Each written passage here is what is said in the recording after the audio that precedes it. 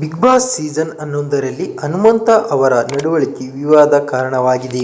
ರಜತ್ ಮತ್ತು ಚೈತ್ರ ನಡುವಿನ ಜಗಳವಾದ ಸಮಯದಲ್ಲಿ ಹನುಮಂತು ನಗುತ್ತಿದ್ದನ್ನು ಗಮನಿಸಿ ಗೌತಮಿ ಮತ್ತು ಮಂಜು ಅವರನ್ನು ಪ್ರಶ್ನಿಸಿದ್ದಾರೆ. ಹನುಮಂತು ತಮ್ಮ ನಡವಳಿಕೆಗೆ ಕ್ಷಮೆ ಕೇಳಿದ್ದಾರೆ.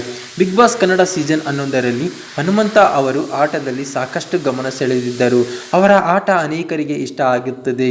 ಮನೆಯಲ್ಲಿ ಪೆದ್ದನಂತೆ ಕಂಡರೂ ಅವರ ದೊಡ್ಡ ಮನೆಯಲ್ಲಿ ಇರುವ ಅತಿ ಬುದ್ಧಿವಂತರಲ್ಲಿ ಒಬ್ಬರು. ಇದನ್ನು ಸುದೀಪ್ ಅವರು ಒಪ್ಪಿದ್ದಾರೆ. ಈಗ ದೊಡ್ಡಮನೆಯಲ್ಲಿ ಅವರಿಂದ ಒಂದು ತಪ್ಪು ನಡೆದು ಹೋಗಿದೆ. ಇದಕ್ಕೆ ಗೌತಮಿ ಜಾಧವ್ ಅವರು ಹನುಮಂತ ಅವರನ್ನು ಪ್ರಶ್ನೆ ಮಾಡಿದ್ದಾರೆ.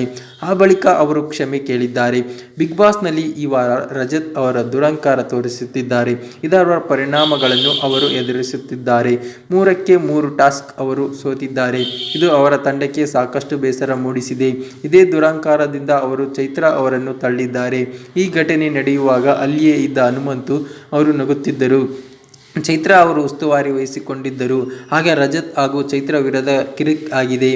ಈ ಘಟನೆ ನಡೆಯುವಾಗ ಹನುಮಂತು ಅದನ್ನು ತಡೆಯುವ ಪ್ರಯತ್ನ ಮಾಡಬಹುದಿತ್ತು.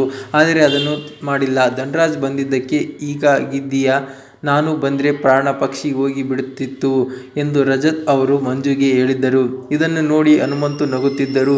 ಇದನ್ನು ಗೌತಮಿ ಗಮನಿಸಿದ್ದಾರೆ ಮತ್ತು ಈ ಬಗ್ಗೆ ಹನುಮಂತ ಬಳಿ ಪ್ರಶ್ನೆ ಮಾಡಿದ್ದಾರೆ. ಇದಕ್ಕೆ ಹನುಮಂತು ಕ್ಷಮೆ ಕೇಳಿದ್ದಾನೆ. ಏನಕ್ಕೆ ನಗುತ್ತೀರಿ ಹನುಮಂತ, ಪ್ರಾಣ ಪಕ್ಷಿ ಹೋಗಿ ಬಿಡುತ್ತೆ ಎಂದಲ್ಲ ಹೇಳಿದಾಗ ನೀವು ನಕ್ಕಿದ್ದು ಎಷ್ಟು ಸರಿ ಎಂದು ಮಂಜು ಪ್ರಶ್ನೆ ಮಾಡಿದ್ದರು. ಅವರ ಅಪ್ಪ ಅಮ್ಮ ನೋಡ್ತಾ ಇದ್ದಾರಲ್ವಾ, ಅವರ ತಂಗಿಯರು ನೋಡ್ತಾ ಇಲ್ವಾ ಎಂದು ಗೌತಮಿ ಪ್ರಶ್ನೆ ಮಾಡಿದ್ದಾರೆ. ನಾನು ನಕ್ಕಿದ್ದು ತಪ್ಪಾಯಿತು ಎಂದು ಹನುಮಂತು ಅವರು ಗೌತಮಿ ಹಾಗೂ ಮಂಜು ಬಳಿ ಹೇಳಿಕೊಂಡಿದ್ದಾರೆ.